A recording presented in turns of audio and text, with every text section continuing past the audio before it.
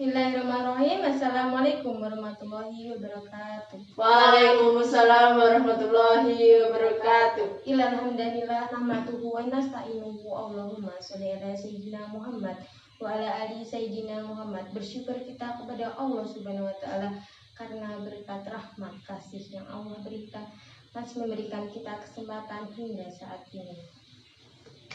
Salawat serta salam terus kita agungkan kepada Nabi kita Nabi Muhammad Sallallahu Alaihi Wasallam karena telah membawa kita dari zaman jahiliyah hingga zaman seperti saat ini.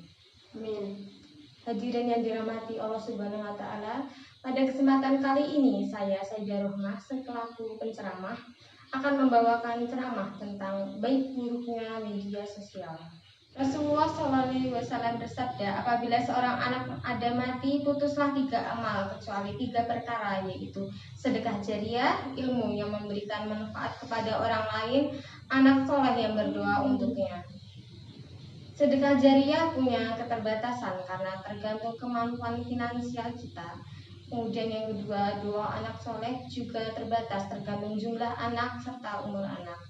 Namun, ilmu yang bermanfaat tidak dibatasi waktu, tempat, dan manusia yang mengambil manfaat darinya. Selama masih ada manusia hidup, selama belum kiamat, peluang pahala dari ilmu yang bermanfaat insya Allah akan terus terbuka.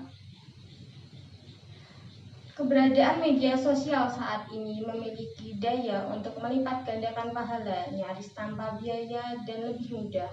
Tinggal berbagi inspirasi kebaikan lewat media sosial, semakin tersebar, semakin berganda pula pahala kita. Di zaman ini, kehidupan manusia hampir tidak pernah lepas dari sosial media atau sosmed. Hidup tanpa sosmed di dunia yang canggih ini bagaikan makan sayur tanpa garam. Keakraban dengan sosmed inilah yang mendorong seseorang selalu memperbarui status di akun yang mereka punya, untuk setiap keadaan peristiwa yang dialami dibagikan kepada seluruh orang di dunia ini melalui sosial media. Rasulullah SAW bersabda, barang siapa yang mengajak kepada suatu kebaikan, maka ia mendapat pahala seperti orang yang mengikutinya dengan tidak mengurangi sedikit pun pahala-pahala mereka. Hadis riwayat Muslim. Rasulullah SAW bersabda, apabila seorang anak ada mati, putuslah 3 amal kecuali 3 perkara, yaitu sedekah jariah, ilmu yang memberikan manfaat kepada orang lain, anak soleh yang berdoa untuknya. Sedekah jariah punya keterbatasan karena tergantung kemampuan finansial kita. Kemudian yang kedua, doa anak soleh juga terbatas tergantung jumlah anak serta umur anak.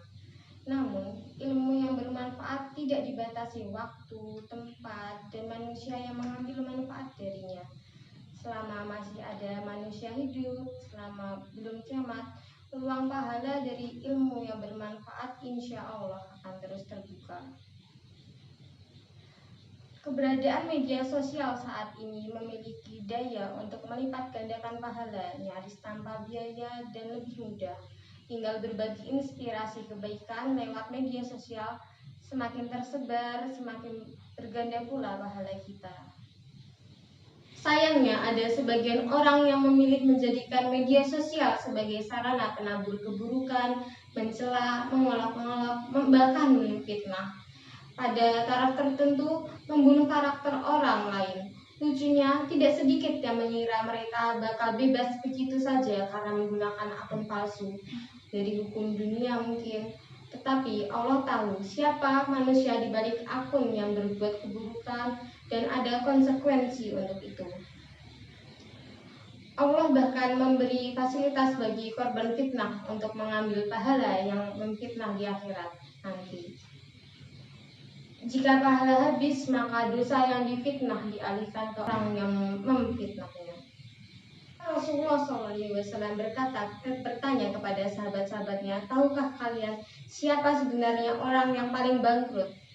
Para sahabat menjawab, orang yang paling bangkrut menurut pandangan kami adalah orang yang tidak memiliki dirham atau uang dan tidak memiliki harta benda.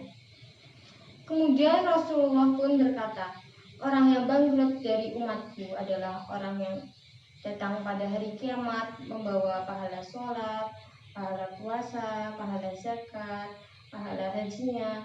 Tetapi ketika hidup di dunia, dia mencaci orang lain, menuduh orang lain tanpa bukti, dan memakan harta orang lain secara batil.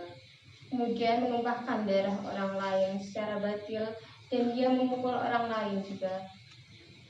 Semuanya dia bayarkan sampai tidak ada yang tersisa lagi pahala amal solehnya. Tetapi orang yang mengadu ternyata masih datang juga, maka Allah memutuskan agar kejahatan orang yang mengadu dipindahkan kepada orang itu. Dan pada akhirnya dia dilemparkan ke dalam neraka.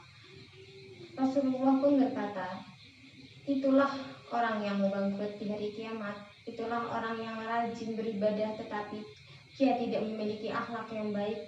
Dia merampas hak orang lain dan menyakiti hati mereka.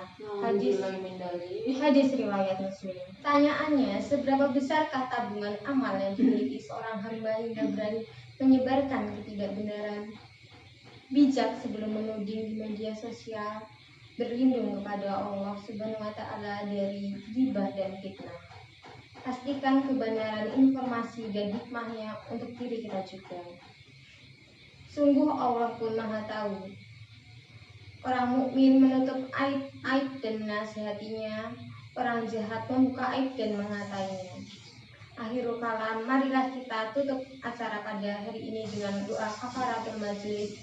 Subhanakallahumma wa bihamdika asyhadu an la ilaha illa anta astaghfiruka wa atubu ilaik. Sekian dari saya. Wassalamualaikum warahmatullahi wabarakatuh. Waalaikumsalam warahmatullahi wabarakatuh.